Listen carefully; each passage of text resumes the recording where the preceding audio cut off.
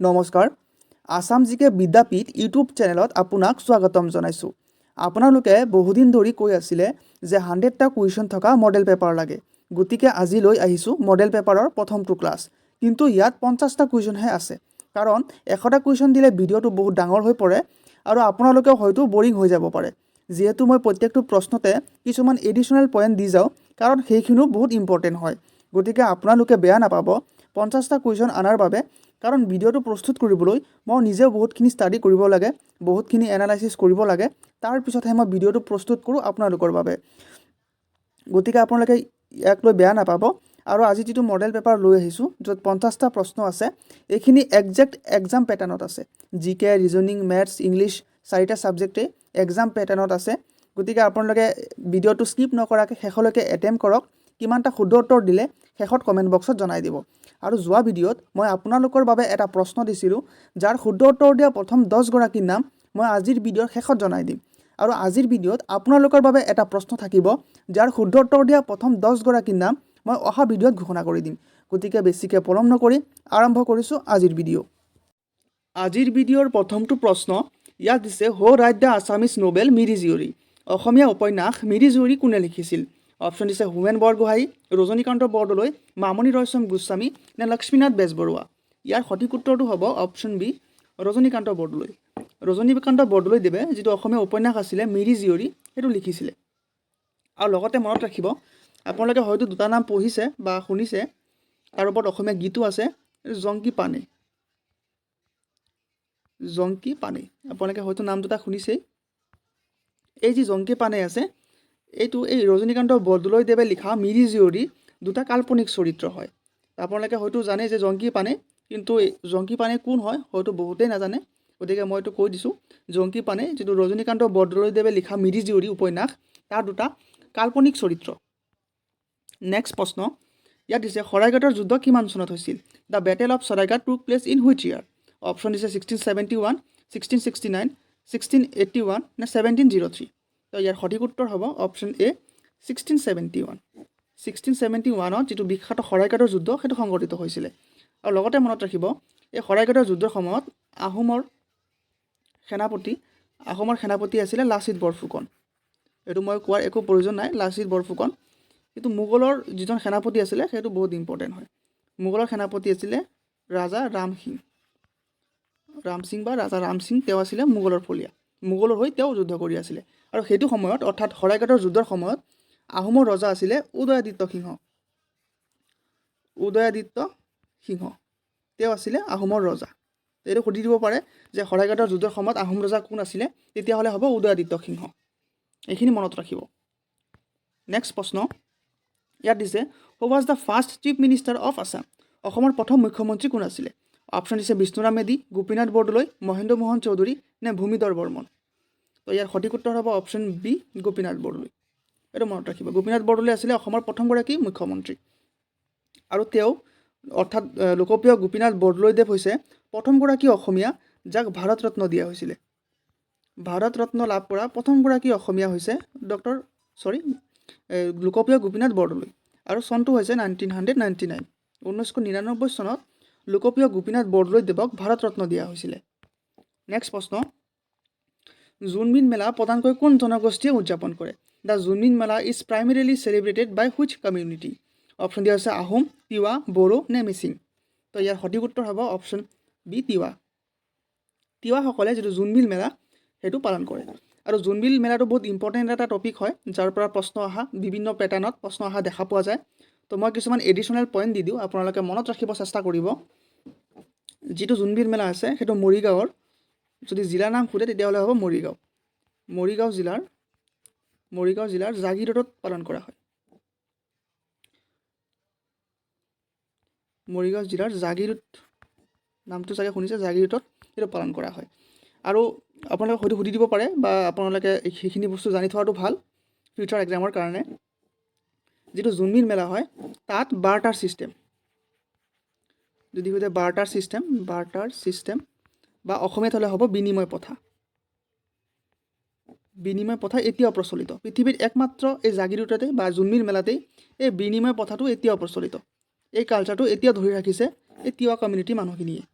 আৰু বিনিময় প্ৰথা আপোনালোকে হয়তো জানে যিটো বস্তু এটা ক্ৰয় কৰিবলৈ বস্তুৰ বিপৰীতে বস্তু দিয়া হয় মানে আমি নৰ্মেলি দোকানৰ পৰা কিবা এটা বস্তু কিনিলে বা কাৰোবাৰ পৰা যদি কিবা বস্তু কিনো তেতিয়া আমি তাৰ কাৰণে পইচা দিওঁ পইচা পে'মেণ্ট কৰোঁ কিন্তু আপুনি জোনবিল মেলাত গ'লে কিবা এটা বস্তু কিনিলে আপুনি পইচা দিব নোৱাৰে যদি পইচাটো একচেপ্ট নকৰে মানে এই জোনবিল মেলাতহে এইটো পইচা একচেপ্টেবল নহয় আপুনি কিবা এটা বস্তু কিনিলে তাৰ বিপৰীতে আপুনি কিবা এটা বস্তু দিব লাগিব মানে বস্তুৰ বিনিময় হ'ব পইচাৰ বিনিময় নহয় সেইকাৰণে তাক বিনিময় প্ৰথা বুলি কোৱা হয় আৰু পৃথিৱীৰ একমাত্ৰ বিনিময় প্ৰথা এই জোনবিল মেলাতে এতিয়াও প্ৰচলিত এইটো মনত ৰাখিব আৰু কিছুমানে সুধি দিব পাৰে বা আপোনালোকক ইণ্টাৰভিউটো সুধিব পাৰে যিহেতু আপোনালোকে ৰিটেনৰ পিছত ইণ্টাৰভিউ হ'ব তাতো সুধিব পাৰে যে জোনবিল মেলা কিয় পালন কৰা হয় জোনবিল মেলা ক'ত হয় তাত বাৰ্টাৰ ছিষ্টেম আছে বা বিনিময় প্ৰথা আছে সেইটোতো আমি জানো কিন্তু জোনবিল মেলা কিয় উদযাপন কৰে তো সেইটো আপোনালোকে মনত ৰাখিব তো এনচিয়েণ্ট টাইমত আমি টাইম পিৰিয়ডটো ভালকৈ নাপাওঁ এনচিয়েণ্ট টাইমত তাত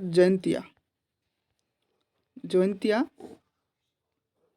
প্ৰিন্সেছ মানে ৰাজকন্যা জয়ন্তীয়া প্ৰিন্সেছ হ'ব এইটো ৰাজকন্যা তেওঁ আছিলে জয়ন্তীয়া প্ৰিন্সেছ তেওঁ আছিলে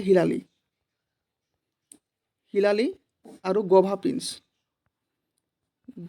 প্ৰিন্স মানে গভা ৰাজকুমাৰ গভা প্ৰিন্স আছিলে লাংবৰ নামকেইটা অকণ অদ্ভুত লাংবৰ এই দুজনৰ বিয়া হৈছিলে যিটো জোনবিল নদী আছে এই জোনবিল নদীৰ পাৰতেই এই হিলালী আৰু লাংবৰৰ বিয়া হৈছিলে আৰু সেই বিয়া উপলক্ষে তাত জোনবিল মেলা উদযাপন কৰা হয় তো হয়তো আপোনালোকক ইণ্টাৰভিউত সুধি দিব পাৰে তো এইখিনি মনত ৰাখিব নেক্সট প্ৰশ্ন ইয়াত দিছে which is the largest fresh water lake in India option দিছে উলাৰ লেক চিল্কা লেক ডাল লেক নে লোকটাক লেক ভাৰতৰ আটাইতকৈ ডাঙৰ মিঠা পানীৰ হ্ৰদ কোনটো এইটো সুধিছে তো ইয়াৰ সঠিক উত্তৰ হ'ব অপশ্যন এ উলাৰ লেক যিটো উলাৰ লেক আছে সেইটো হৈছে ভাৰতৰ আটাইতকৈ ডাঙৰ মিঠা পানী অৰ্থাৎ ফ্ৰেছ ৱাটাৰ প্ৰশ্নটো কৰোঁতে আপোনালোকে ভালকৈ প্ৰশ্নটো পঢ়ি ল'ব ইয়াত ফ্ৰেছ ৱাটাৰ দিব পাৰে বা চল্ট ৱাটাৰ দিব পাৰে যদি ফ্ৰেছ ৱাটাৰ দিয়ে তেতিয়াহ'লে হ'ব উলাৰ লেক যিটো জম্মু কাশ্মীৰত আছে JNK জম্মু কাশ্মীৰ আৰু যদি চল্ট ৱাটাৰ দিয়ে বা লুণীয়া পানী চল্ট ৱাটাৰ এইটো যেনেকৈ ফ্ৰেছ ৱাটাৰ দিছে তাত চল্ট ৱাটাৰ দিব পাৰে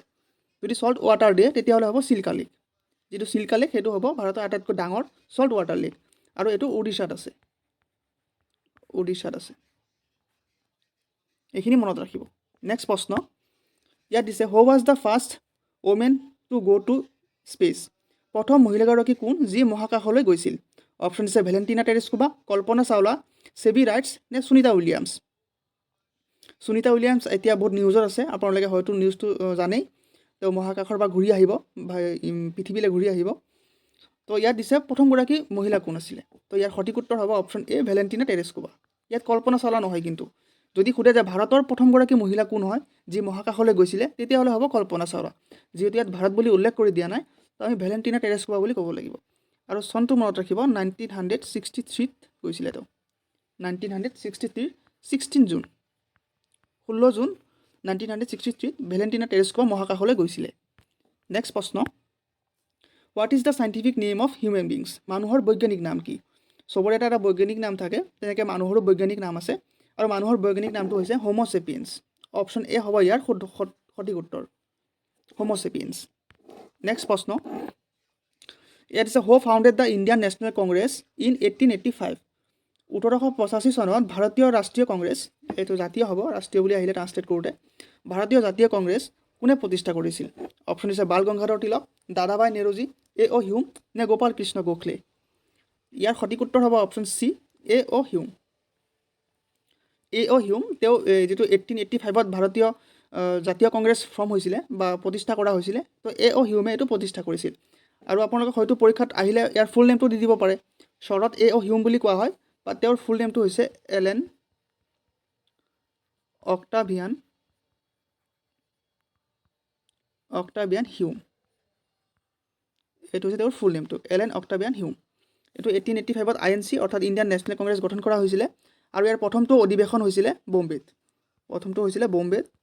আৰু তাৰ সভাপতি আছিলে উমেশ চন্দ্ৰ বেনাৰ্জী অৰ্থাৎ WC বেনাৰ্জী শ্বৰ্ট ফৰ্মত WC বেনাৰ্জী বুলি কোৱা হয় বা ফুল নেমটো হৈছে উমেশ চন্দ্ৰ বেনাৰ্জী তেওঁ আছিলে ভাৰতীয় জাতীয় কংগ্ৰেছৰ প্ৰথমজন সভাপতি আৰু প্ৰথমটো অধিৱেশন বা যিটো সভা হৈছিলে সেইটো বম্বেত অনুষ্ঠিত কৰা হৈছিলে নেক্সট প্ৰশ্ন in which year was the first Assam legislative assembly formed কিহৰ একচুৱেলিটো টাইপিং মিষ্টেক ইয়াতো হৈছে এইটো কিমান বছৰত বা কোন চনত অসম বিধানসভা গঠন কৰা হৈছিলে।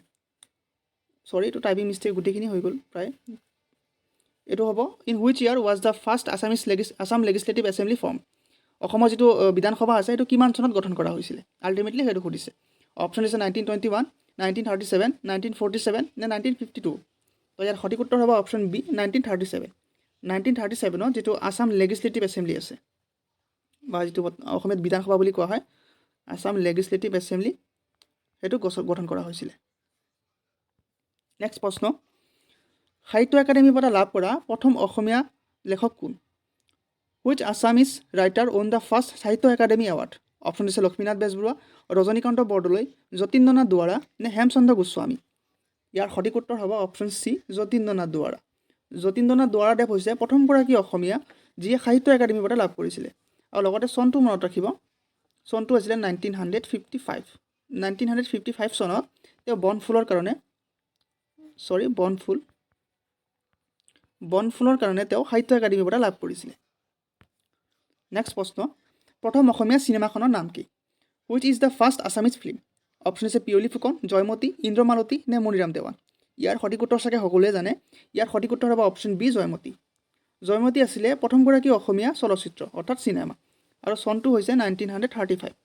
1935ত এইটো ৰিলিজ কৰা হৈছিলে, আৰু ইয়াক পৰিচালনা কৰিছিলে ৰূপকোঁৱৰ জ্যোতিপ্ৰসাদ আগৰৱালা। মই শ্বৰ্ট ফৰ্মত লিখিছোঁ, ৰূপকোঁৱৰ জ্যোতিপ্ৰসাদ আগৰৱালাদেৱে এইটো ডাইৰেক্ট কৰিছিলে বা পৰিচালনা কৰিছিলে। আৰু যিটো ইন্দ্ৰমালতী আছে এইটো 1939ত ৰিলিজ কৰা হৈছিলে, আৰু ইয়াকো ছেম জ্যোতিপ্ৰসাদ আগৰৱালাদেৱেই ডাইৰেক্ট কৰিছিলে। জয়মতী আছিলে প্ৰথমটো অসমীয়া চলচ্চিত্ৰ, আৰু ইন্দ্ৰমালতী হৈছে ছেকেণ্ডটো অসমীয়া চলচ্চিত্ৰ। তো আপোনালোকক ফাৰ্ষ্টটো নুসুধি ছেকেণ্ডটো সুধিব পাৰে, তেতিয়াহ'লে ইন্দ্ৰমালতী হ'ব। নেক্সট প্ৰশ্ন, ইয়াত দিছে the Bordoloi trophy is associated with which sport? Bordoloi trophy কোন খেলৰ সৈতে জড়িত? অপশ্যন দিছে ফুটবল, ক্ৰিকেট, বেডমিণ্টন নে কাবাডী। ইয়াৰ সঠিক উত্তৰটো হ'ব অপশ্যন এ, ফুটবল। যিটো বৰদলৈ ট্ৰফি আছে এইটো ফুটবলৰ লগত জড়িত, আৰু এইটো 1952ত ষ্টাৰ্ট কৰা হৈছিলে। 1952ত যিটো বৰদলৈ ট্ৰফি আছে ফুটবলৰ লগত ৰিলেটেড, সেইটো ষ্টাৰ্ট কৰা হৈছিলে। নেক্সট প্ৰশ্ন, ইয়াত দিছে which Ahom king was known as Bamuni Konwar? কোনজন আহোম ৰজাক বামুণী কোঁৱৰ নামেৰে জনা যায়? অপশ্যন দিছে চুহুংমুং, চুডাংফা, চুকাফা নে শিৱসিংহ। ইয়াৰ সঠিক উত্তৰ হ'ব অপশ্যন বি, চুডাংফা। চুডাংফাক বামুণী কোঁৱৰ নামে জনা যায়। তেওঁ এগৰাকী বামুণৰ ঘৰত ডাঙৰ দীঘল হৈছিলে, যাৰ কাৰণে তেওঁ বামুণী কোঁৱৰ নামেৰে জনা যায়। নেক্সট প্ৰশ্ন, ইয়াত দিছে the tropic of cancer passes through how many Indian states? কৰ্কট ক্ৰান্তীয় ৰেখা, যাক ইংলিছত ট্ৰপিক অফ কেঞ্চাৰ বুলি কোৱা হয়, ভাৰতৰ কিমানখন ৰাজ্যৰ মাজেৰে গৈছে? অপশ্যন দিছে 6টা, 7টা, 8টা নে 9টা। তো ইয়াৰ সঠিক উত্তৰ হ'ব অপশ্যন চি, 8টা। যিটো ট্ৰপিক অফ কেঞ্চাৰ আছে বা কৰ্কট ক্ৰান্তীয় ৰেখা আছে, এইটো ভাৰতৰ 8টা ৰাজ্যৰ মাজেৰে পাৰ হৈ গৈছে, আৰু সেই 8টা ষ্টেট আপোনালোকে মনত ৰাখিব লাগিব। হয়তো পৰীক্ষাত কোনোবা এটা ষ্টেটৰ নাম দি দিব, আৰু প্ৰশ্নটো সুধি দিব যে এইটো ষ্টেটৰ মাজেৰে ট্ৰপিক অফ কেঞ্চাৰ পাৰ হৈ গৈছে নেকি, বা 4টা ষ্টেটৰ নাম দিব, আৰু প্ৰশ্নটো দি দিব যে তলৰ কোনটো ষ্টেটৰ মাজেৰে কৰ্কট ক্ৰান্তীয় ৰেখা পাৰ হৈ গৈছে বা যোৱা নাই। তো আপোনালোকে এই 8টা ষ্টেটৰ নাম মনত ৰাখিব লাগিব, আৰু এইখিনি লোকেশ্যন হিচাপত চিৰিয়েলি মনত ৰাখিব চেষ্টা কৰিব। সেইকাৰণে প্ৰথমটো হৈছে গুজৰাট, দ্বিতীয়টো হৈছে ৰাজস্থান। চিৰিয়েলি মনত ৰাখিলেও প্ৰব্লেম নাই, বাট মনত ৰাখিলে ভাল, ৰাজস্থান। 3 নম্বৰটো আছিলে মধ্যপ্ৰদেশ, মই MP বুলি লিখিছোঁ শ্বৰ্ট ফৰ্মত। ছত্তীশগড়ৰ মাজেদিও গৈছে, ছত্তীশগড়। 5 নম্বৰটো ঝাৰখণ্ড, মই 5টো ইয়াত লিখিছোঁ, ঝাৰখণ্ড। মই ঝাৰ বুলি লিখিছোঁ, যিটো জেগা বহুত কম, ঝাৰখণ্ড। ৱেষ্ট বেংগল, আৰু নৰ্থ ইষ্টৰ 2টা ষ্টেটৰ মাজেৰে গৈছে, এটা হৈছে ত্ৰিপুৰা, আনটো হৈছে মিজোৰাম। গুজৰাট, ৰাজস্থান, মধ্যপ্ৰদেশ, ছত্তীশগড়, ঝাৰখণ্ড, ৱেষ্ট বেংগল, ত্ৰিপুৰা আৰু মিজোৰাম, এই 8টা ষ্টেটৰ মাজেৰে যিটো ট্ৰপিক অফ কেঞ্চাৰ অৰ্থাৎ কৰ্কট ক্ৰান্তীয় ৰেখা আছে, এইটো পাৰ হৈ গৈছে। গতিকে এই 8টা ষ্টেটৰ নাম মনত ৰাখিব, বহুত ইম্পৰ্টেণ্ট হয়। নেক্সট প্ৰশ্নটো দিছে who was the first Indian to win N Olympic gold medal? অলিম্পিকত সোণৰ পদক জয় কৰা প্ৰথম ভাৰতীয় কোন আছিল? অপশ্যন দিছে ধ্যানচান্দ, অভিনৱ বিন্দ্ৰা, মিলখা সিং নে PT ঊষা। ইয়াৰ সঠিক উত্তৰ হ'ব অপশ্যন বি, অভিনৱ বিন্দ্ৰা।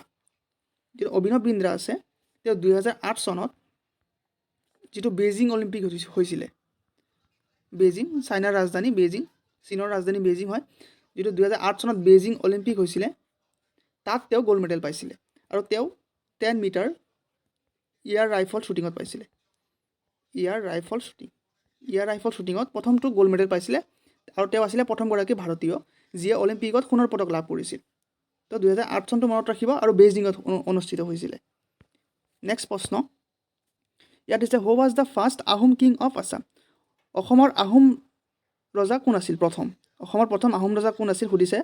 অপশ্যন আছে চুকাফা, ৰুদ্ৰসিংহ, চুহুংমুং নে গদাধৰ সিংহ। ইয়াৰ সঠিক উত্তৰ হ'ব অপশ্যন এ চুকাফা। চুকাফা আছিলে প্ৰথমজন আহোম ৰজা। আৰু লগতে চনখিনি মনত ৰাখিব। মই চনখিনি দিবৰ কাৰণে এই প্ৰশ্নটো আনিছোঁ কাৰণ আহোমৰ পৰা বহুতখিনি ফ'কাছ কৰে অসমৰ যিকোনো প্ৰতিযোগিতামূলক পৰীক্ষাত। তো যিটো 1228 খ্ৰীষ্টাব্দত চুকাফা অসমত আহিছিলে আৰু 1253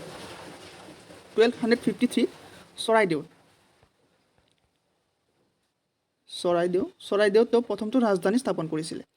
1253 তেওঁ চৰাইদেউত প্ৰথমটো ৰাজধানী স্থাপন কৰিছিল আৰু 1228 খ্ৰীষ্টাব্দত তেওঁ অসমত আহিছিলে।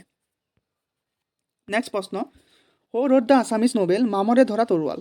মামৰে ধৰা তৰোৱাল উপন্যাস কোনে লিখিছিল? অপশ্যন দিছে লক্ষ্মীনাথ বেজবৰুৱা, হোমেন বৰগোহাঁই, মামণি ৰয়চম গোস্বামী নে বীৰেন্দ্ৰ কুমাৰ ভট্টাচাৰ্য। তো ইয়াৰ সঠিক উত্তৰ হ'ব অপশ্যন চি মামণি ৰয়চম গোস্বামী। তো মামণি ৰয়চম গোস্বামী তেওঁ এই মামৰে ধৰা তৰোৱাল যিটো উপন্যাস আছে সেইটো লিখিছিলে আৰু লগতে মামণি ৰয়চম গোস্বামীৰ আচল নামটো মনত ৰাখিব, সেইটো হৈছে ইন্দিৰা গোস্বামী।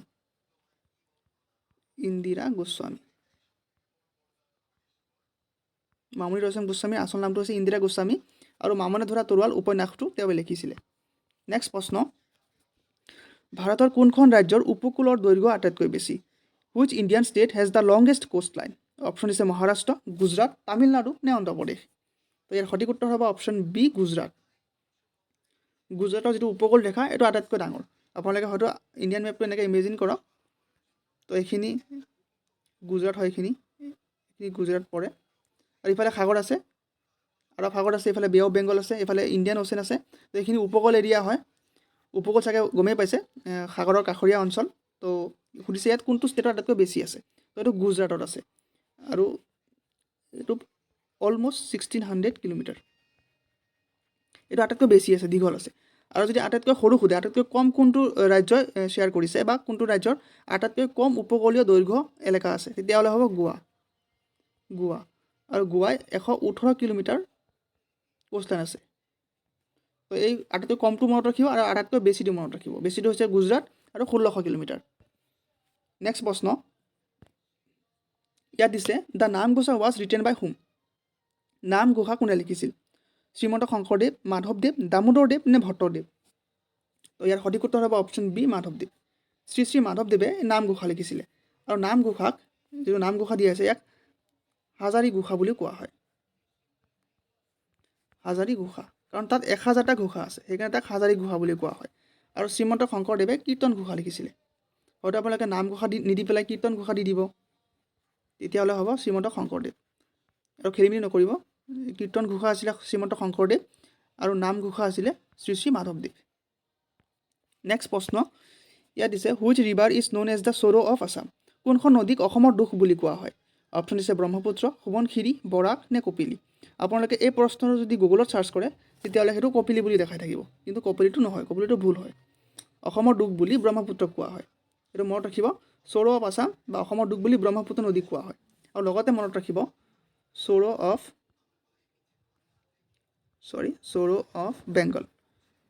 বেংগল বুলি দামোদৰ নদীক কোৱা হয়। দামোদৰ নদীক চ'ৰ' অফ বেংগল বুলি কোৱা হয়। আৰু চ'ৰ' অফ মই ইয়াত লিখিছোঁ চ'ৰ' অফ বিহাৰ বুলি চাগে সকলোৱে জানে। এই তিনিটা প্ৰশ্ন বহুত ইম্পৰ্টেণ্ট হয়, চ'ৰ' অফ আছাম, চ'ৰ' অফ বেংগল বা চ'ৰ' অফ বিহাৰ। চ'ৰ' অফ বিহাৰ হ'লে হ'ব কোচি ৰিভাৰ। কোচি ৰিভাৰক চ'ৰ' অফ বিহাৰ বুলি কোৱা হয়। দামোদৰ ৰিভাৰক বা দামোদৰ নদীক চ'ৰ' অফ বেংগল বুলি কোৱা হয় আৰু ব্ৰহ্মপুত্ৰ নদীক চ'ৰ' অফ আছাম বুলি কোৱা হয়। নেক্সট প্ৰশ্ন the first Assamese newspaper Arunodoi was published in which year. প্ৰথম অসমীয়া বাতৰি কাকত অৰুণোদয় কেতিয়া প্ৰকাশ পাইছিল? অপশ্যন দি আছে 1840, 1846, 1852 নে 1860। ইয়াৰ সঠিক উত্তৰ হ'ব অপশ্যন বি 1846। 1846 চনত যিটো প্ৰথম অসমীয়া বাতৰি কাকত অৰুণোদয় সেইটো প্ৰকাশ পাইছিলে। আৰু লগতে মনত ৰাখিব যিটো অৰুণোদয় আছিলে বাতৰি কাকত, একচুৱেলি এইটো বাতৰি কাকত নাছিলে, ইয়াত টাইপিং মিষ্টেক হৈ গ'ল, এইটো মেগাজিন আছিলে একচুৱেলি। মইতো PDF ঠিক কৰি দিম, এইটো ট্ৰান্সলেট কৰোঁতে অকণ ভুল হৈ গ'ল, টাইপিং মিষ্টেক হৈ গ'ল। এইটো অৰুণোদয় একচুৱেলি এইটো বাতৰি কাকত নাছিলে, এইটো আছিলে আলোচনী, প্ৰথম অসমীয়া আলোচনী। আৰু ইংলিছত হ'লে হ'ব মেগাজিন, মেগাজিন। আৰু আপোনালোকে ধৰিব পাৰিছে the first Assamese magazine Arunodoi was published in which year, প্ৰথম অসমীয়া আলোচনী অৰুণোদয় কেতিয়া প্ৰকাশ পাইছিল? তো এইটো হ'ব 1846। আৰু এইটোৰ যিজন ইডিটৰ আছিলে তেওঁৰ নামটো মনত ৰাখিব, ইডিটৰজন আছিলে Nathan brown, Nathan brown, Nathan brown. আৰু যিজন পাব্লিছাৰ আছিলে, যিয়ে পাব্লিছ কৰিছিলে, পাব্লিছাৰ তেওঁ আছিলে O.T. কাটাৰ, O.T. কাটাৰ, O.T. কাটাৰ।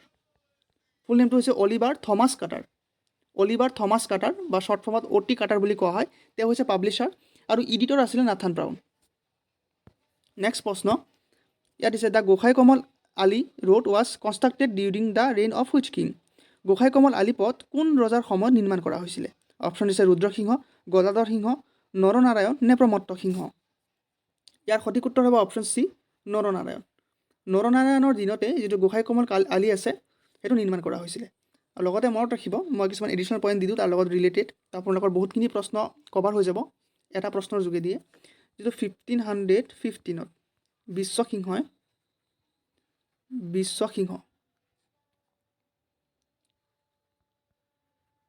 বিশ্বসিংহই কোচ বংশ প্ৰতিষ্ঠা কৰিছিলে, কোচ ডাইনেষ্টি ইষ্টাব্লিছ কৰিছিলে অসমত, বা অসমীয়াত হ'লে কোচ বংশ হ'ব, কোচ বংশ প্ৰতিষ্ঠা কৰিছিলে। আৰু এই বিশ্বসিংহৰ 4জন পুতেক আছিলে। Biswa Singha have 4 sons। প্ৰথমজন হৈছে মল্লদেৱ, দ্বিতীয়জন হৈছে শুক্লধ্বজ, তিনি নম্বৰজন হৈছে গোসাই কমল, যিটো আমাৰ প্ৰশ্ন সুধিছে গোসাই কমল। আৰু 4 নম্বৰজন আছিলে নৰসিংহ, বা অসমীয়াত হ'লে হ'ব নৰসিংহ, বা ইংলিছত নাৰ্ছিং বুলি কোৱা হয়, নৰসিংহ বা নাৰ্ছিং। তো এই যিজন মল্লদেৱ আছে তেওঁৱে হৈছে নৰনাৰায়ণ। নৰনাৰায়ণৰ আচল নামটো হৈছে মল্লদেৱ। আৰু যিটো শুক্লধ্বজ আছে তেওঁ হৈছে চিলাৰায়, চিলাৰায়ৰ আচল নামটো হৈছে শুক্লধ্বজ, চিলাৰায়। আৰু গোসাই কমল আৰু নৰসিংহ, বা এই যিজন গোসাই কমল আছিলে মল্লদেৱ অৰ্থাৎ নৰনাৰায়ণৰ ভাতৃ, তেওঁৱেই এই গোসাই কমল আলিটো নিৰ্মাণ কৰিছিলে। আৰু তেওঁৰ নামতেই এই যিটো পথ আছিলে গোসাই কমল আলি বুলি দিয়া হৈছিলে। আৰু সেইটো সময়ত ৰজা আছিলে নৰনাৰায়ণ, যিটো আমাক ইয়াৰ ৰজাৰ কথা সুধিছে তো নৰনাৰায়ণ হ'ব। আৰু এইটো লগতে মনত ৰাখিব যিটো গোসাই কমল আলি আছে সেইটো লখিমপুৰৰ নাৰায়ণপুৰৰ পৰা কোচবিহাৰলৈকে আছে, কোচবিহাৰ, নাৰায়ণপুৰৰ পৰা কোচবিহাৰলৈকে বিস্তৃত। আৰু ইয়াৰ মানে দৈৰ্ঘ্য হৈছে 350 কিলোমিটাৰ, 350 কিলোমিটাৰ হৈছে ইয়াৰ দৈৰ্ঘ্য গোসাই কমল আলিৰ। আৰু এইটো নাৰায়ণপুৰৰ পৰা কোচবিহাৰলৈকে বিস্তৃত। নেক্সট প্ৰশ্ন ইয়াত দিছে অসমৰ প্ৰাচীন নাম কি আছিল? What is the ancient name of Assam? Option দিছে প্ৰাগজ্যোতিষপুৰ, কমতাপুৰ, শোণিতপুৰ নে সুবৰ্ণভূমি। মই এইটো প্ৰশ্ন অনাৰ এটা কাৰণ আছে, কাৰণ আপোনালোকে ভাবিব পাৰে যে ইমান সহজ প্ৰশ্নটো পৰীক্ষাত নাহে, কিন্তু মই কিছুমান এডিশ্যনেল পইণ্ট দি যাম, সেইটো কাৰণে মই প্ৰশ্নটো লৈ আহিছোঁ। আৰু প্ৰশ্নটো আপোনালোকে হয়তো জানেই, প্ৰশ্নটো মিলাই কাটে, ইমান হাৰ্ডো নিদিয়ে ইমান ইজিও নিদিয়ে, তো মডাৰেট দিব, ইজিৰ পৰা হাৰ্ডলৈকে দিব। তো এনেকুৱা ধৰণৰ প্ৰশ্নবিলাক যাতে আমাৰ কনফিউজন নহয় তাৰ কাৰণে মই লৈ আহিছোঁ। তো ইয়াৰ সঠিক উত্তৰ হ'ব অপশ্যন এ, প্ৰাগজ্যোতিষপুৰ। আপোনালোকক প্ৰাগজ্যোতিষপুৰৰ মিনিংটো সুধিব পাৰে, what is the meaning of Pragjyotishpur, সেইটো কাৰণে মই প্ৰশ্নটো লৈ আহিছোঁ। তো নামটোতে আছে প্ৰাগ, প্ৰাগ মানে হৈছে প্ৰথম, আৰু জ্যোতিষপুৰ, জ্যোতিষ মানে হৈছে জ্যোতিষী অৰ্থাৎ যাদু মন্ত্ৰ, জ্যোতিষী বিদ্যা বা যিটো আমি যাদু মন্ত্ৰ বুলি কওঁ ঘৰুৱা ভাষাত, জ্যোতিষী বিদ্যা। আৰু পুৰ মানে হৈছে জেগাৰ লাষ্টত পুৰ থাকে শব্দটোত, যেনেকৈ তেজপুৰ, শোণিতপুৰ তেনেকৈ পুৰ থাকে। তো প্ৰাগজ্যোতিষপুৰ অৰ্থাৎ য'ত চবৰ আটাইতকৈ প্ৰথমত জ্যোতিষবিদ্যা আৰম্ভ কৰা হৈছিলে। চিটি অফ ইষ্টাৰ্ণ এষ্ট্ৰলজি বুলি কোৱা হয়, চিটি অফ ইষ্টাৰ্ণ এষ্ট্ৰলজি প্ৰাগজ্যোতিষৰ মিনিংটো। আৰু অসমীয়াত হ'লে হ'ব য'ত প্ৰথমবাৰৰ কাৰণে জ্যোতিষবিদ্যা আৰম্ভ কৰা হৈছিলে, আৰু সেইকাৰণে নামটো প্ৰাগজ্যোতিষ পৰি গ'ল। আৰু অসমৰ প্ৰাচীন নাম প্ৰাগজ্যোতিষপুৰ আছিলে। নেক্সট প্ৰশ্ন, which act is considered as the main anti terror law in India? ভাৰতত মুখ্য সন্ত্ৰাসবাদী বিৰোধী আইন হিচাপে কোনটো আইন গণ্য কৰা হয়? অপশ্যন দিয়া হৈছে পৰ্টা, টাডা, UAPA নে IPC। মই ফুল ফৰ্মখিনিও দি দিছোঁ, আপোনালোকৰ ফুল ফৰ্মখিনিও সুধি দিব পাৰে, যিহেতু আপোনালোকে আছাম পুলিচৰ পৰীক্ষা দিবলৈ গৈ আছে। তো তেনেকুৱা আইনৰ লগত ৰিলেটেড কিছুমান প্ৰশ্ন দিব পাৰে। তো যিটো পৰ্টা দিয়া হৈছে ইয়াৰ ফুল ফৰ্মটো হৈছে prevention of terrorism act. Ta-da দিয়া হৈছে ইয়াৰ ফুল ফৰ্মটো হৈছে টেৰৰিষ্ট এণ্ড ডিষ্ট্ৰাপটিভ এক্টিভিটিজ এক্ট।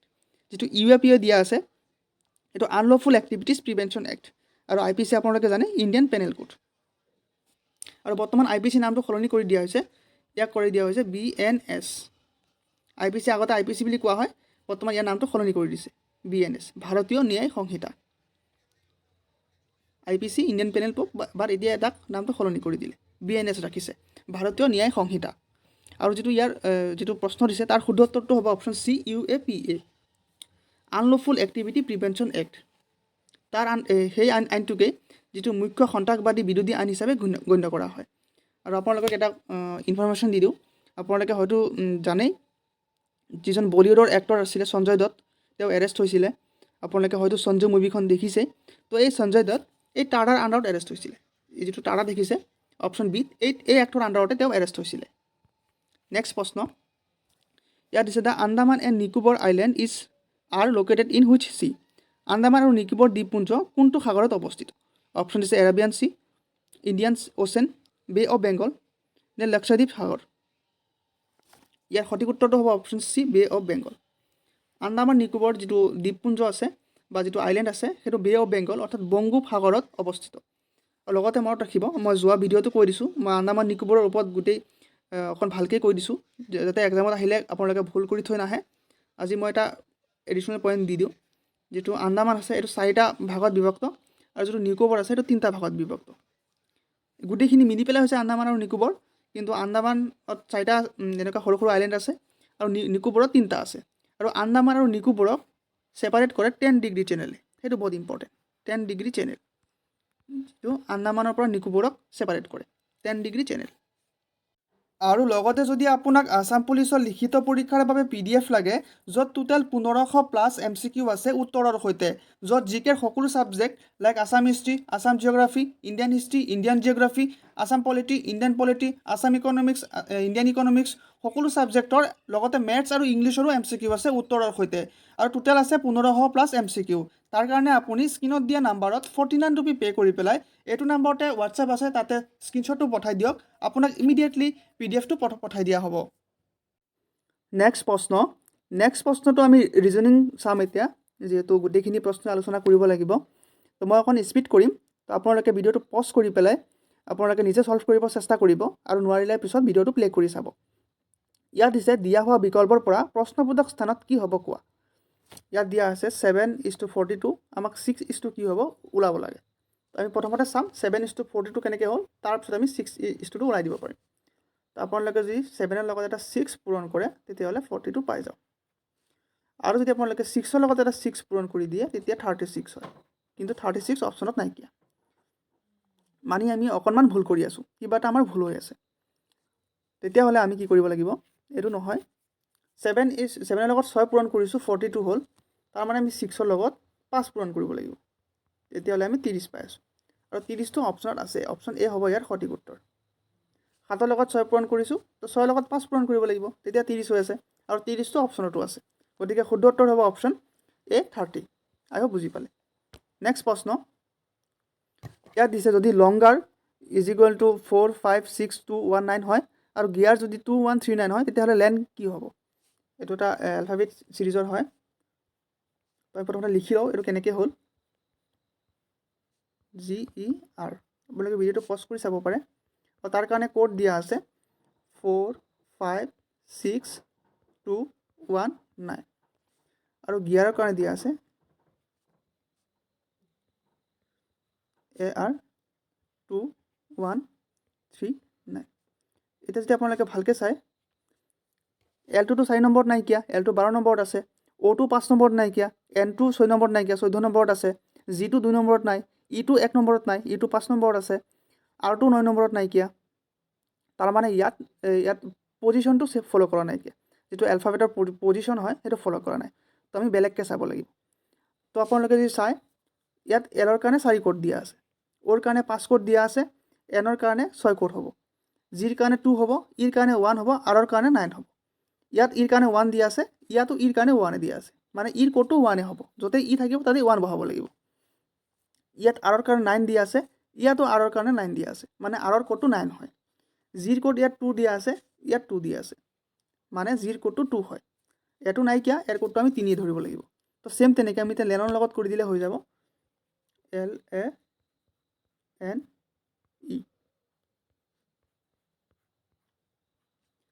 এলৰ কাৰণে কোড দিয়া আছিলে 4, তো ইয়াত 4 হ'ব।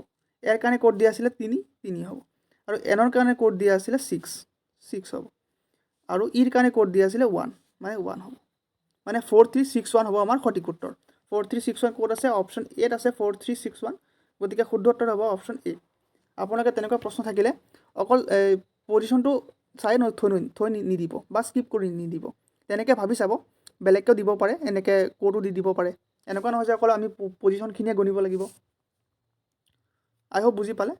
নেক্সট প্ৰশ্ন ইয়াত দিছে, আটাইতকৈ উপযুক্ত বিকল্প বিচাৰি উলিওৱা যিটোৱে তলৰ শব্দবোৰ সম্পূৰ্ণ সুন্দৰকৈ প্ৰকাশ কৰিছে। ইয়াত দিছে কলেজ, শিশু, দৰমহা, স্কুল, চাকৰি। তো এইখিনি আমাক চিৰিয়েলি সজাব দিছে। তো যদি আপোনালোকে ভালকৈ চাই, প্ৰথমতে আপুনি শিশু হ'ব, প্ৰথমতে যিকোনো মানুহ প্ৰথমতে শিশুৱে হয়, তো 2 নম্বৰটো প্ৰথম আহিব। তাৰপিছত শিশুৰ পিছত আমি স্কুল যাম, ডাইৰেক্টটো কলেজ নাযাওঁ বা দৰমহা নাপাওঁ বা চাকৰিত নাযাওঁ, স্কুলত যাম, মানে 2ৰ পিছত 4 হ'ব। স্কুলত গ'লোঁ, স্কুলত যোৱাৰ পিছত আমি ক'ত যাম, কলেজত যাম। আগতে দৰমহা পাই নাযাওঁ বা চাকৰি নকৰোঁ, আগতে কলেজত যাব লাগিব, মানে 1 হ'ব। কলেজত যোৱাৰ পিছত আমি চাকৰি পাম, আপোনালোকে এতিয়া পৰীক্ষা দিবলৈ গৈ আছে, তো কলেজৰ পিছত চাকৰি পাব, মানে 5টো হ'ব। চাকৰি পোৱাৰ পিছত আমি দৰমহা পাম, মানে 3টোৰ পিছত হ'ব। 24153, 24153 ক'ত আছে, অপশ্যন বি, গতিকে সঠিক উত্তৰ হ'ব অপশ্যন বি, 24153। এনেকুৱা ধৰণৰ প্ৰশ্ন আপোনালোকে ফেচ কৰিব পাৰে পৰীক্ষাত, তো ভুল কৰি থৈ নাহিব। নেক্সট প্ৰশ্নটো দিছে, তলত দিয়া হোৱা তথ্য অনুসৰি শুদ্ধ উত্তৰটো কোনটো হ'ব? যদি প্লাছক ইনটু কৰা হয়, মাইনাছক প্লাছ কৰা হয়, ইনটুক হৰণ কৰা হয়, আৰু হৰণক মাইনাছ কৰা হয়, তেন্তে এই যিটো ইকুৱেশ্যন দিছে এইটোৰ এনচাৰ কিমান হ'ব এইটো ওলাব লাগে। তো এনেকুৱা ধৰণৰ প্ৰশ্ন থাকিলে আপোনালোকে প্ৰথমতে ইয়াত চাইডত সৰুকৈ লিখি ল'ব।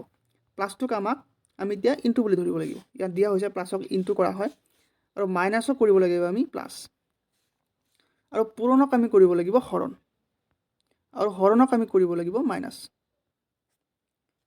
এইকেইটা এনেকৈ চাইডত লিখি ল'ব। তাৰপিছত আমি এতিয়া বহাই দিওঁ, চিনখিনি সলনি কৰি দিওঁ।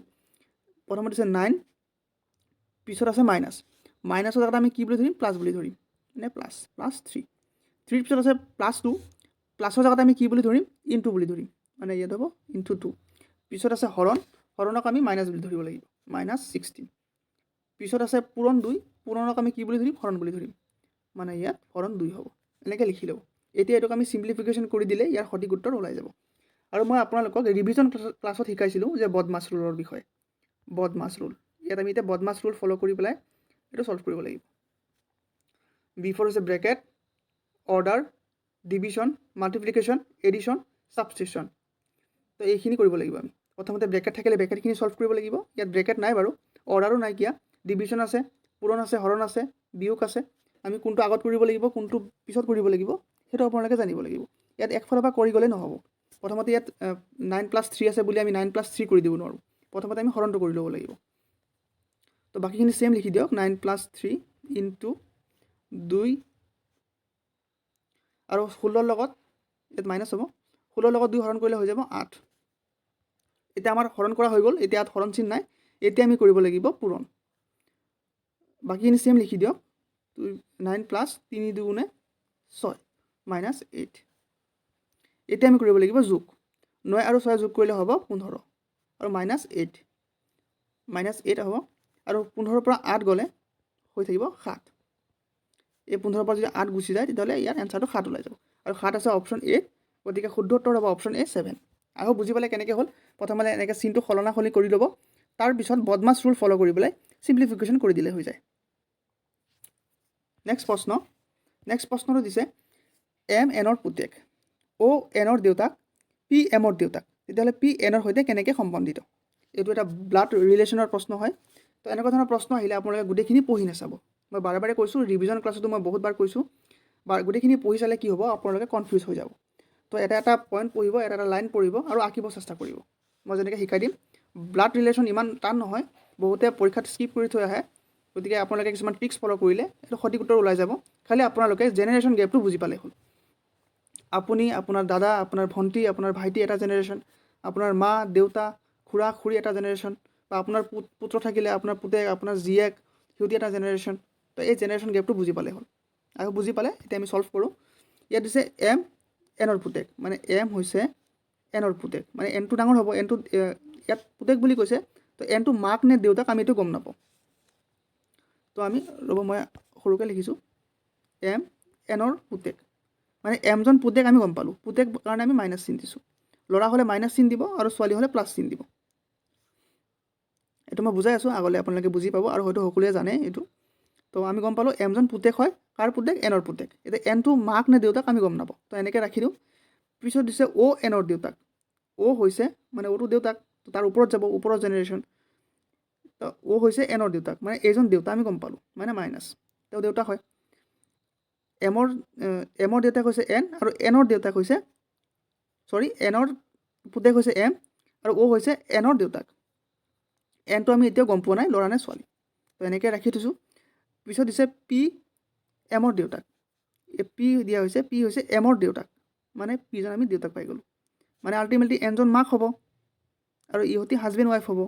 হাজবেণ্ড ৱাইফ হ'লে ডাঙৰকেইটা চিন দি দিব, প্লাছ চিন দি দিব, তেতিয়া বুজিব সহজ হয়।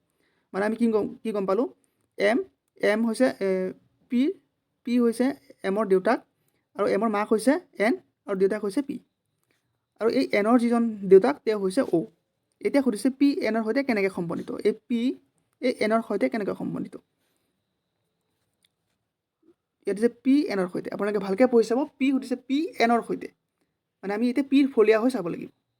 মই ইয়াত প্ৰশ্নটো আছামিছত আনিছোঁ, যদি ইংলিছত থাকে তেতিয়াহ'লে আপোনালোকে যিটো লাষ্টত থাকিব সেইটো চাই ল'ব। আপোনালোকে হয়তো জানে মই যোৱা ৰিভিজন ক্লাছত ইংলিছত আনিছিলোঁ, এই প্ৰশ্নটো ভুলতে ইংলিছত নাহিলে, নহ'লে মই বুজাই দিলোঁহেঁতেন। মই আহিবলগীয়া ভিডিঅ'ত ইংলিছত লৈ আহিম, তেতিয়া ভালকৈ বুজাই দিম। তো ইয়াত দিছে পি এনৰ সৈতে, আমি এতিয়া পিৰ ফলীয়া হৈ চাব লাগিব, পি এনৰ সৈতে কেনেকৈ সম্বন্ধিত। তো পি হৈছে হাজবেণ্ড, এন হৈছে ৱাইফ, তো পিৰ এন হৈছে পত্নী। অপশ্যন এ হ'ব ইয়াৰ সঠিক উত্তৰ। আই হোপ বুজি পালে কেনেকৈ হ'ল, ইমান টান নহয়, জাষ্ট জেনেৰেশ্যন গেপটো বুজি পালে হ'ল। নেক্সট প্ৰশ্ন, ইয়াত দিছে হেৰাই থকা সংখ্যাটো বিচাৰি উলিওৱা। এই প্ৰশ্নবোধক স্থানত কিবা এটা হ'ব, আমাক বিচাৰি উলিয়াব লাগে। ইয়াত 7, 8, 4, 60, 9, 9, 9, 90, 8, ইয়াত প্ৰশ্নবোধক জেগাত কিবা এটা হ'ব 6, 70। তো এইটো কেনেকৈ হ'ল আমি ওলাব লাগে। এতিয়া যদি আপোনালোকে ভালকৈ চায়, এই 7ৰ লগত যদি আমি 8টো পূৰণ কৰি দিওঁ, 7 8 গুণ হৈছে 56, আৰু তাৰ লগত যদি এই 4টো প্লাছ কৰি দিওঁ তেতিয়াহ'লে আমি 60 পাই যাওঁ। ছেম তেনেকৈ 9ৰ লগত যদি 9টো পূৰণ কৰি দিওঁ 81 হৈ যায়, আৰু এই 9টো প্লাছ কৰি দিলে হৈ যাব 90। আৰু বুজি পালে কেনেকৈ হ'ল। ছেম তেনেকৈ আমি 8ৰ লগত যদি আমি 8 এটা পূৰণ কৰি দিওঁ, এই 8ৰ লগত এটা 8 বহাই যদি পূৰণ কৰি দিওঁ তেতিয়াহ'লে হৈ যাব 64, আৰু প্লাছ আছে 6, তেতিয়াহ'লে হৈ যাব 70। মানে আমি গম পালোঁ এই প্ৰশ্নবোধক জেগাত 8 বহিব, 8 বহিলে গোটেই চিৰিজটো মিলি যাব, তো শুদ্ধ উত্তৰ 8 হ'ব। নেক্সট প্ৰশ্ন, ইয়াত দিছে তলত দিয়া শৃংখলাৰ পৰা প্ৰশ্নবোধক স্থানত কি হ'ব কোৱা। 1, 3, 4, 5, 7, 9, 10, ইয়াত কি হ'ব সুধি দিছে আমাক। তো আমি চাব লাগিব চিৰিজটো কেনেকৈ হ'ল। ইয়াত 1ৰ লগত যদি আপুনি 2 প্লাছ কৰে তেতিয়াহ'লে 3 হ'ব, 3ৰ লগত যদি 1 প্লাছ কৰে তেতিয়া 4 হ'ব, 4ৰ লগত আকৌ 1 প্লাছ কৰিলে 5 হ'ব, 5ৰ লগত আকৌ 2 প্লাছ কৰিলে 7 হ'ব, 7ৰ লগত আকৌ 2 প্লাছ কৰিলে 9 হ'ব, 9ৰ লগত আকৌ 1 প্লাছ কৰিলে 10 হ'ব। এতিয়া যদি আমি 10ৰ লগত আকৌ 1 এটা প্লাছ কৰোঁ তেতিয়াহ'লে হ'ব 11, কিন্তু 11টো অপশ্যনত নাইকিয়া, মানে আমি বেলেগকৈ ভাবিব লাগিব। বেলেগকৈ আমি কেনেকৈ ভাবিম, আমি এটা কেৰি আৰু এটা চাম, তেনেকুৱা থাকিলে এটা কেৰি আন এটা চাব, 1 আৰু 4, এটা কেৰি এটা, এটা কেৰি এটা, ছেম এটা কেৰি এটা, এটা কেৰি এটা, ইয়াৰ পিছতো ইয়াত হ'ব। এতিয়া যদি ভালকৈ লক্ষ্য কৰে, এই 1ৰ পৰা 4 পাবলৈ আমি কি কৰিব লাগিব, প্লাছ এটা 3 কৰিব লাগিব। এই 4ৰ পৰা 7 পাবলৈ আমি ছেম প্লাছ এটা 3 কৰিব লাগিব। 7ৰ পৰা 10 পাবলৈও আমি 3 এটা প্লাছ কৰিব লাগিব, আৰু ইয়াত 3ৰ পৰা 5 পাবলৈ আমি 2 এটা প্লাছ কৰিব লাগিব। মই ইয়াত লিখিছোঁ একেই কথা, এই 3টোৰ পৰা আমি 5 যদি পাওঁ আমি 2 প্লাছ কৰিব লাগিব, আৰু 5ৰ পৰা আমি যদি 9 পাব যাওঁ তেতিয়া প্লাছ 4 এটা কৰিব লাগিব। মানে ইয়াত 2, 4, 6, 8 তেনেকৈ গৈছে, ইয়াত 3, 3কৈ গৈছে, তাত 2, 4, 6, 8, 10 তেনেকৈ গৈছে।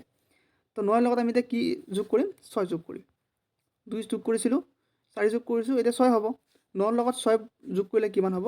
14, মানে 14 হ'ব ইয়াত। 14 ক'ত আছে? অপশ্যন বি, গতিকে শুদ্ধ উত্তৰ হ'ব অপশ্যন বি 14। আকৌ বুজি পালে কেনেকৈ হ'ল? এটা কৰি এটা ধৰিলে হৈ যায়। নেক্সট প্ৰশ্ন, ইয়াত দিছে যদি 12 × 6 = 207 আৰু 14 × 7 = 809 হয়, তেন্তে 13 × 4 4ৰ মান কিমান হ'ব? তো আপোনালোকে যদি 12ৰ লগত 6 এটা পূৰণ কৰে তেতিয়াহ'লে হ'ব ইয়াত হ'ব 72 হ'ব। আৰু যদি 14ৰ লগত 7 এটা পূৰণ কৰে তেতিয়াহ'লে হ'ব ইয়াত হ'ব 98 হ'ব। কিন্তু আমাৰ ইয়াত 207 দিয়া আছে, 809 দিয়া আছে, মানে বহুত ডাঙৰ দিয়া আছে সংখ্যা, মানে আমি বেলেগকৈ ভাবিব লাগিব। যিহেতু ৰিজনিং হয় তো অকণ ভাবিব দিব, আমি ৰিজনটো ওলাব লাগে। তো যদি 12ৰ লগত 6টো পূৰণ কৰি দিয়ে তেতিয়াহ'লে 72 হৈ আছে, আৰু এইটোক উল্টাই দিয়া হৈছে। এনেকৈ 27 লিখি পেলাই মাজত এটা 0 ভৰাই দিছে। চেম তেনেকৈ যদি 14ৰ লগত 7 পূৰণ কৰে তেতিয়াহ'লে হৈ আছে 98, আৰু এইটোক উল্টাই দিছে 89 লিখি মাজত এটা 0 ভৰাই দিছে। তেনেকৈ বহাই দিছে। চেম তেনেকৈ আমি 13ৰ লগত কৰিলে হৈ যাব।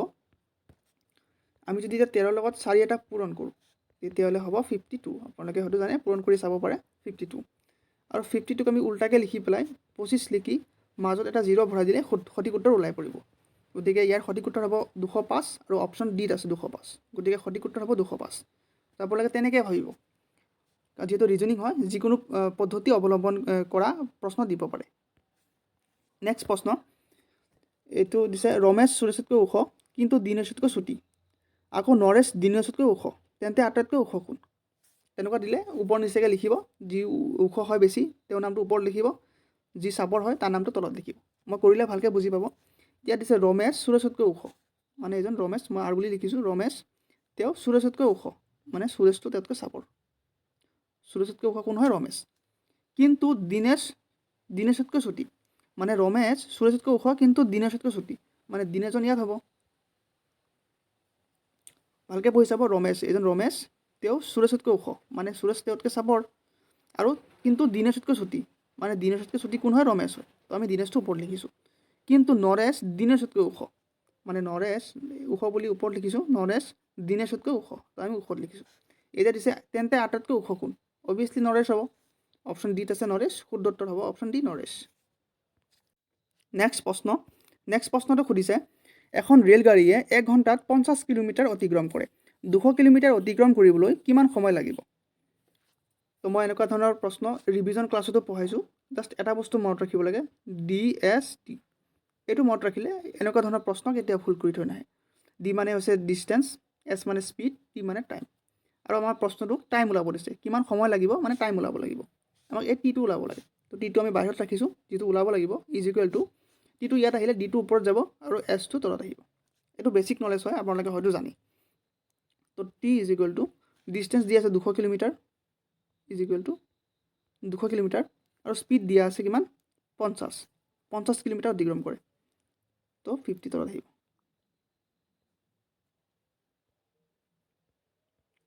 আৰু কাটাকুটি কৰি দিয়ক, 0 0 কেঞ্চেল, 5 যাব 20ত 4 বাৰ, মানে 4 ঘণ্টা।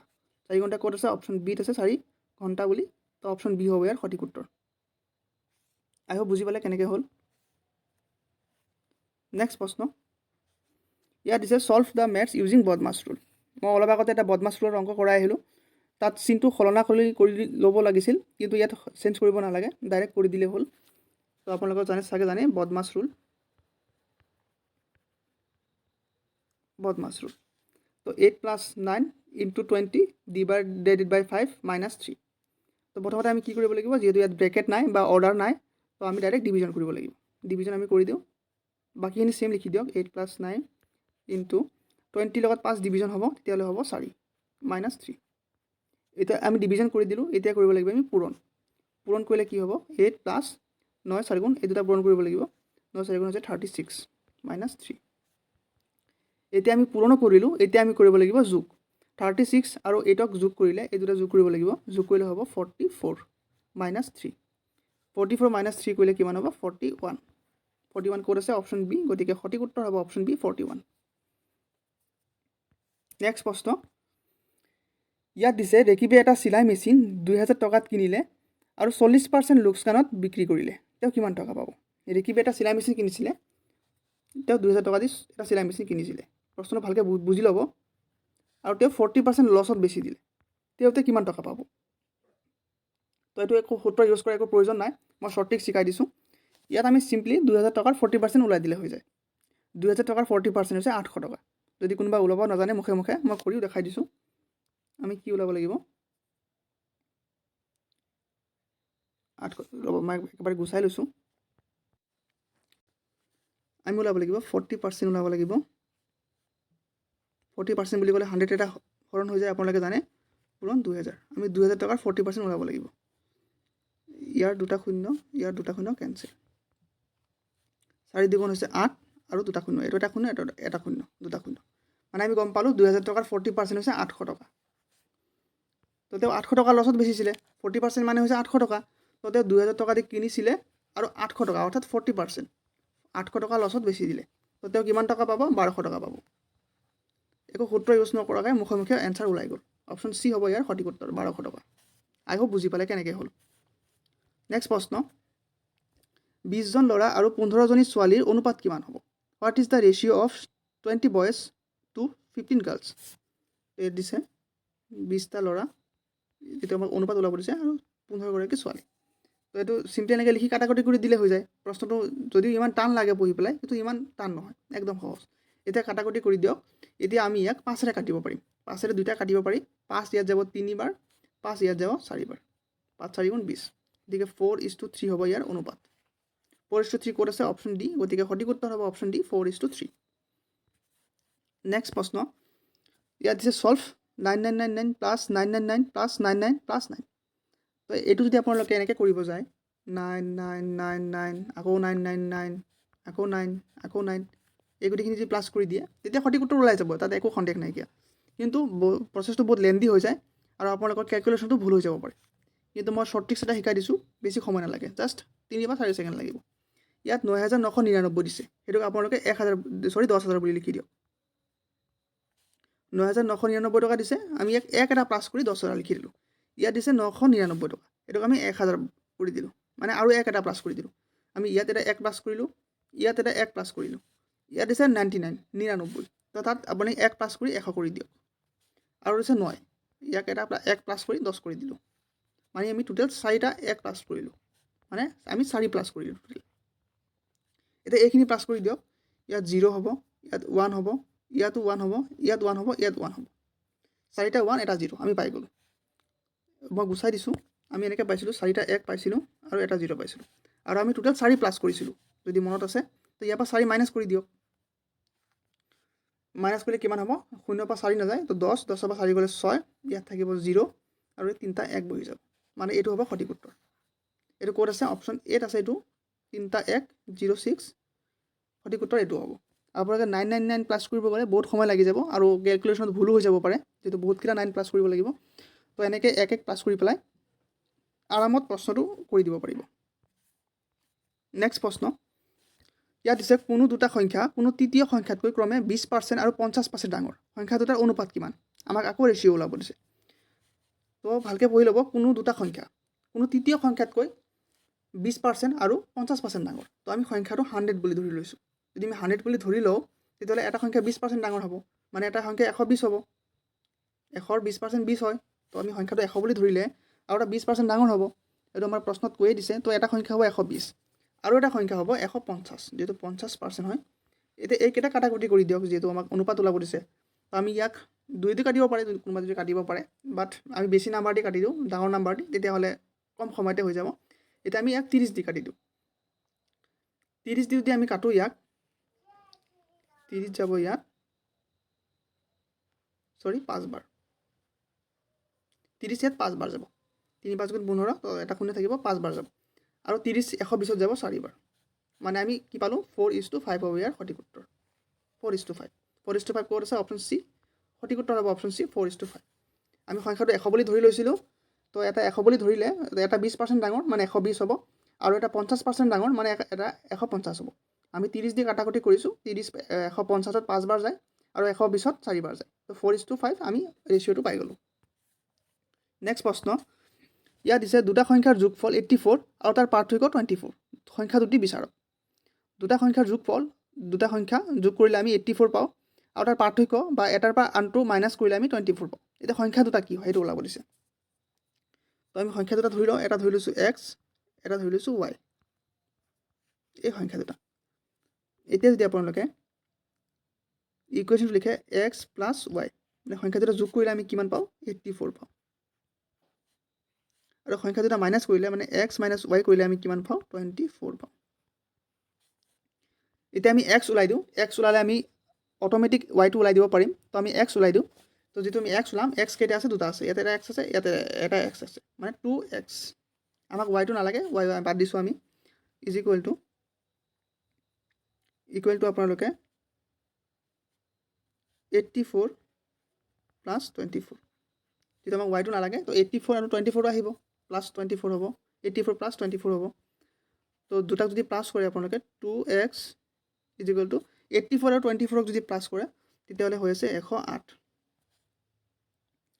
হৈ আছে তো মই গুচাবলগীয়া হ'ব যিটো মোৰ ঠাই বহুত কম আমি 2x ইজ ইকুৱেল টু 108 পাইছোঁ 2x ইকুৱেল টু 108 এতিয়া ইয়াৰ পৰা আমি এক্সটো ওলাই দিওঁ 108 ইয়াত থাকিব আৰু 2টো ইফালে আহিলে হৰণ হৈ যাব আৰু কাটাকটি কৰিলে হৈ যাব এইটো 54 আৰু আমি এক্সৰ ভেলি 54 পাই গ'লোঁ আমি গম পালোঁ যে আমি এক্স আৰু ৱাই বুলি ধৰিছিলোঁ তো এক্সটো আমি 54 বুলি পাই গ'লোঁ আৰু ইয়াত প্ৰশ্নটো দিছিলেই যে সংখ্যা দুটাৰ যোগফল 84 হয় মানে এক্স আৰু ৱাই প্লাছ কৰিলে 84 হয় তো আমি এতিয়া এক্সটো পাই গ'লোঁ এক্সটো 54 তো আমি এতিয়া টোটেল নাম্বাৰ অৰ্থাৎ 84ৰ পৰা 54টো মাইনাছ কৰি দিলে আমি ৱাইটো পাই যাম বা আনটো সংখ্যা পাই যাম তো আমি 84ৰ পৰা যদি 54 মাইনাছ কৰোঁ তেতিয়াহ'লে আমি 30 পাই যাম মানে আমি কি গম পালোঁ ৱাই হৈছে 30 এক্সৰ ভেলু 54 আৰু ৱাইৰ ভেলু হৈছে 30 গতিকে সংখ্যা দুটা হ'ব 54 আৰু 30 অপশ্যন এত আছে গতিকে সঠিক উত্তৰ হ'ব অপশ্যন এ 54 আৰু 30 নেক্সট প্ৰশ্ন a train travels 120 kilometre in 3 hours what is the speeds এখন ৰেলগাড়ীয়ে 3 ঘণ্টাত 120 কিলোমিটাৰ অতিক্ৰম কৰে ইয়াৰ গতি কিমান স্পীডটো সুধিছে মই অলগতে ক'লোঁ DST এতিয়া আমাক এছটো ওলাব লাগিব স্পীডটো ওলাব লাগিব যদি আমি স্পীডটো ওলাব যাওঁ তো আমি স্পীডটো বাহিৰত ৰাখি দিওঁ ইকুৱেল টু ডিটো যাব ওপৰত টিটো যাব তলত ডি মানে ডিষ্টেঞ্চ দিয়া আছে 120 কিলোমিটাৰ 120 ডিভাইডেড বাই টি দিয়া আছে অৰ্থাৎ টাইম দিয়া আছে 3 ঘণ্টা তো 3টো তলত লিখি দিয়ক আৰু কাটাকুটি কৰক 3 120ত যাব 40 বাৰ গতিকে এনচাৰ হ'ব 40 কিলোমিটাৰ পাৰ আৱাৰ ক'ত আছে অপশ্যন বি গতিকে সঠিক উত্তৰ হ'ব option B 40 kilometre per hour next প্ৰশ্ন এয়া দিছে এখন আয়তক্ষেত্ৰৰ ক্ষেত্ৰফল 48 চেণ্টিমিটাৰ এইটো স্কুৱেৰ নহয় চেণ্টিমিটাৰ হ'ব 48 চেণ্টিমিটাৰ আৰু ইয়াৰ দৈৰ্ঘ্য হৈছে 8 চেণ্টিমিটাৰ ইয়াৰ প্ৰস্থ কিমান তো ইয়াত আমাক এৰিয়া ওলাব দিছে অৰ্থাৎ কালি অসমীয়াত হ'লে কালি হ'ব আৰু কালিৰ সূত্ৰটো আছিলে দিশ পূৰণ প্ৰস্থ বা ইংলিছত হ'লে হ'ব লেন্থ পূৰণ উইথ ইংলিছত লেন্থ আৰু উইথ বুলি কয় অসমীয়াত হ'লে হ'ব দিশ পূৰণ প্ৰস্থ তো কালি আমাক দিয়া আছে 48 চেণ্টিমিটাৰ ইজ ইকুৱেল টু দিশ পূৰণ প্ৰস্থ দিশ দিয়া আছে 8 চেণ্টিমিটাৰ আমি পূৰণ দিছোঁ আৰু প্ৰস্থটো আমি নাজানো আমাক ওলাব লাগে আমি এক্স বুলি ধৰি লৈছোঁ এতিয়া যিটো আমাক এক্সটো ওলাব লাগে এক্সটো এনেকৈ হ'ব 48টো ওপৰত যাব আৰু এই 8টো ইফালে আহিলে হৰণ হৈ যাব 8 দি পেলাই 48 কাটি দিয়ক হ'ব 6 বাৰ মানে 6 হ'ব 6 চেণ্টিমিটাৰ হ'ব ইয়াৰ সঠিক উত্তৰ অপশ্যন বি হ'ব ইয়াৰ কাৰেক্ট এনচাৰ আই হোপ বুজি পালে কেনেকৈ হ'ল জাষ্ট সূত্ৰটো মনত ৰাখিব লাগে দিশ পূৰণ প্ৰস্থ তেনেকৈ মনত ৰাখিলে আপোনালোকে সঠিক উত্তৰটো অতি সোনকালে ওলাব পাৰিব আৰু এক্সামত খেলি মেলি নালাগে আই হোপ বুজি পালে নেক্সট প্ৰশ্ন এজন প্ৰাৰ্থীয়ে মুঠ ভোটৰ 40% লাভ কৰে আৰু 800টা ভোটত পৰাজিত হয় মুঠ কিমানটা ভোট দিয়া হৈছিল কৈছে এজন মানুহ ইলেকশ্যন খেলিছিলে তেওঁ 40 এজন মানুহ হয় তেওঁ ইলেকশ্যন খেলিছিলে তেওঁ 40% ভোট পালে যিমান ভোট দিয়া হৈছিলে তাৰ 40% তেওঁ পাইছে আৰু তেওঁ 800টা ভোটত হাৰি গৈছে তেওঁ 800টা ভোটত হাৰিছে এতিয়া সুধিছে তাত টোটেল কিমানটা ভোট দিয়া হৈছিলে সেইটো সুধিছে তো আপোনালোকে সূত্ৰ ইউজ নকৰাকৈ মই শ্বৰ্ট ট্ৰিক শিকাই দিওঁ বহুত কম সময়তে ওলাব পাৰিব কাৰণ পৰীক্ষাত বহুত সীমিত সময় দিব টাইমটো ইমান নিদিয়ে আপোনালোকে কম সময়তে কৰিব লাগিব সেইটো মেইন চেলেঞ্জিং হয় যি কম সময়ত কৰিব পাৰিব চাকৰি সিয়ে ল'ব তো আপোনালোকে কম সময়ত কৰিব লাগিব তো আমি ধৰি লৈছোঁ 100% ভোট আছিলে ভোটটো 100% আছিলে তাৰে এজনে পাইছে 40%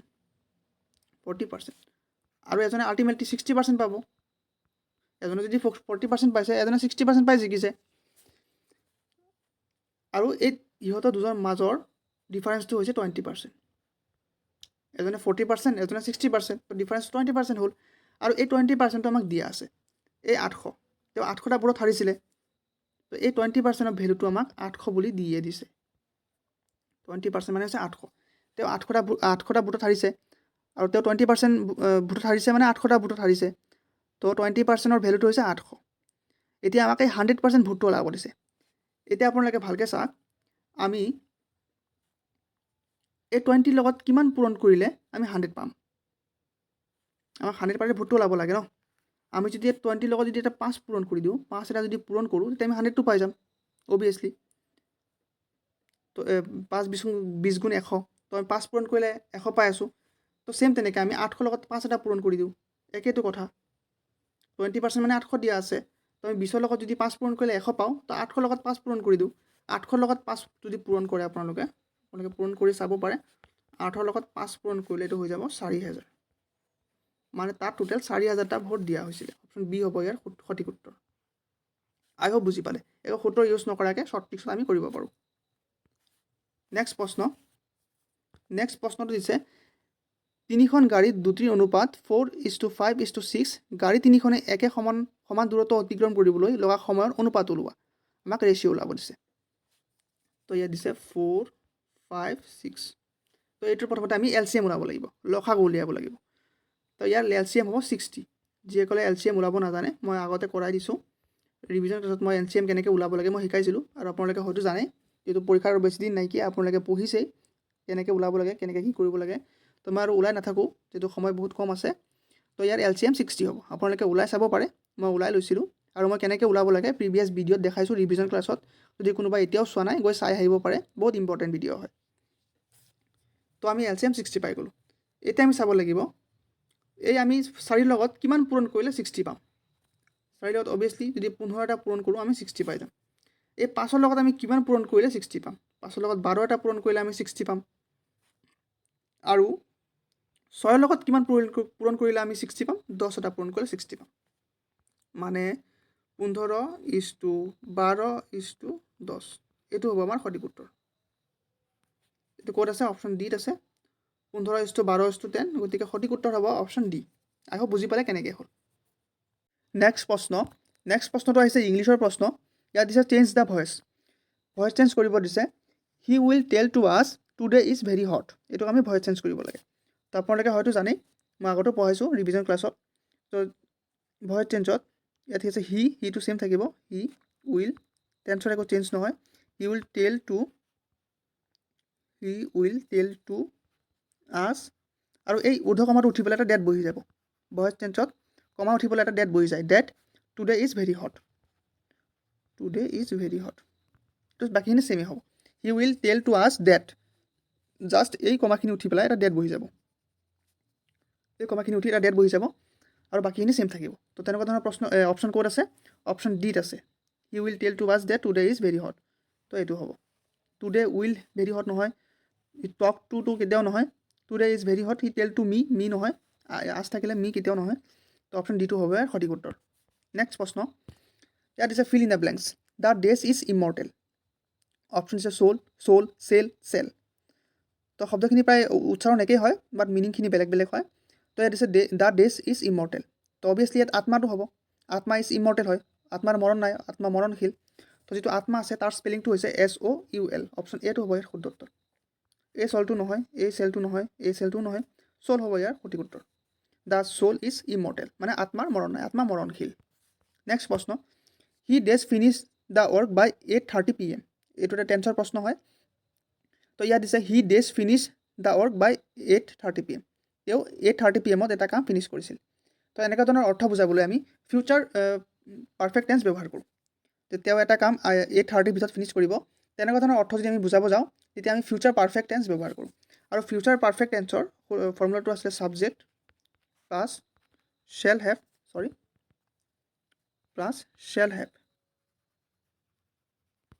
বা উইল হেভ ব্যৱহাৰ কৰোঁ। শ্বেল হেভ বা উইল হেভ প্লাছ ভাৰ্ব 3, মানে ভাৰ্বৰ পাষ্ট পাৰ্টিচিপল ফৰ্মটো ব্যৱহাৰ কৰোঁ, প্লাছ অবজেক্ট।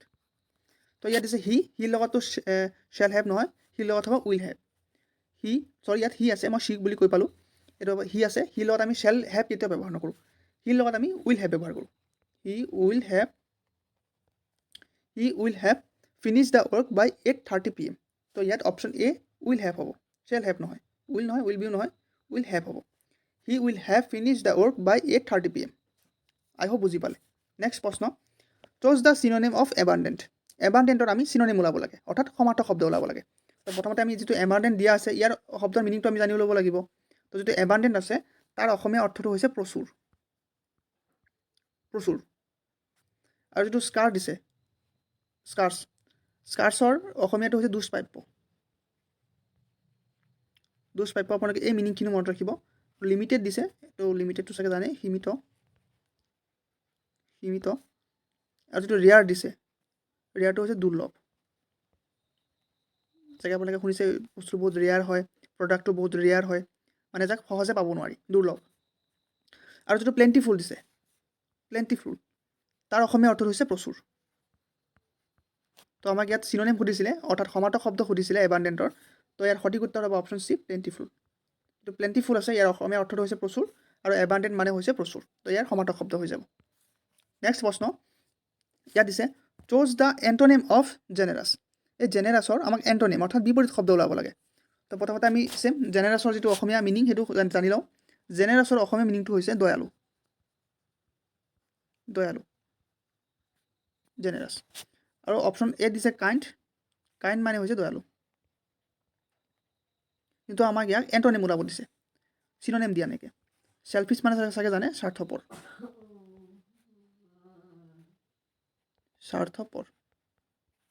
হেল্পফুল মানে হৈছে সহায় কৰে, সহায়ক। নোবেল মানে হৈছে উদাৰ, নোবেল। তো আমাক এণ্টনিম দিছে, তো দয়ালুৰ এণ্টনিম কি হ'ব? স্বাৰ্থপৰ। চেলফিছ হ'ব ইয়াৰ সঠিক উত্তৰ, অপশ্যন বি, চেলফিছ। আই হোপ বুজি পালে কেনেকৈ হ'ল। তো যিমানখিনি মিনিং দিছোঁ এই মিনিংখিনিও মনত ৰাখিব লাগিব, কাৰণ ইয়াৰ ওপৰতো প্ৰশ্ন অহাৰ খুব সম্ভাৱনা আছে। আৰু লগতে যোৱা ভিডিঅ'ত মই আপোনালোকৰ বাবে এটা প্ৰশ্ন দিছিলোঁ যে who was the first editor of Assamese magazine Jonaki. অসমীয়া আলোচনী জোনাকীৰ প্ৰথম সম্পাদক কোন আছিলে? আৰু ইয়াৰ শুদ্ধ উত্তৰটো হ'ব অপশ্যন বি, চন্দ্ৰকুমাৰ আগৰৱালা। অসমীয়া আলোচনী জোনাকীৰ প্ৰথম সম্পাদক আছিলে চন্দ্ৰকুমাৰ আগৰৱালা। আৰু ইয়াৰ শুদ্ধ উত্তৰ দিয়া প্ৰথম 10 গৰাকীৰ নাম হৈছে শংকৰ দাস, জয়শ্ৰীৰাম 69, জুমন বৰুৱা 3261, অজয় দলে, ৰূপামণি বৰদলৈ 9561, হীৰক কলিতা 2585, গণেশ তান্ত্ৰী 9762, কুল ৰূপক, শিৱানী মৰাণ 5787, আৰু ৰমেন বড়ো 2019। এই 10 গৰাকীয়ে প্ৰথম শুদ্ধ উত্তৰ দিছিলে। আৰু আপোনালোকৰ আজিৰ ভিডিঅ'ৰ প্ৰশ্নটো হৈছে who is known as iron man of India. ভাৰতৰ লৌহ মানুহ হিচাপে কাক জনা যায়? অপশ্যন দিয়া হৈছে জৱাহৰলাল নেহৰু, চৰ্দাৰ বল্লভভাই পেটেল, সুভাষ চন্দ্ৰ বোস নে ভগত সিং। ইয়াৰ সঠিক উত্তৰটো কি হ'ব আপোনালোকে কমেণ্ট কৰি কমেণ্ট বক্সত জনাব। শুদ্ধ উত্তৰ দিয়া প্ৰথম 10 গৰাকীৰ নাম মই আজিৰ নিচিনাকৈ অহা ভিডিঅ'ত ঘোষণা কৰি দিম। আৰু আপোনালোকক যদি আজিৰ ভিডিঅ'ৰ সম্পূৰ্ণ PDF টো লাগে মই ডেছক্ৰিপশ্যনত টেলিগ্ৰাম চেনেলৰ লিংকটো দি দিম, তাতে জইন হৈ আপোনালোকে সম্পূৰ্ণ PDF টো তাতে লাভ কৰিব পাৰিব। গতিকে সোনকালে ক্লিক কৰি জইন হৈ লওক আৰু PDF টো লৈ লওক। আজিৰ কাৰণে ইমানখিনি আছিলে, লগ পাম অন্য এটা ভিডিঅ'ত। ধন্যবাদ।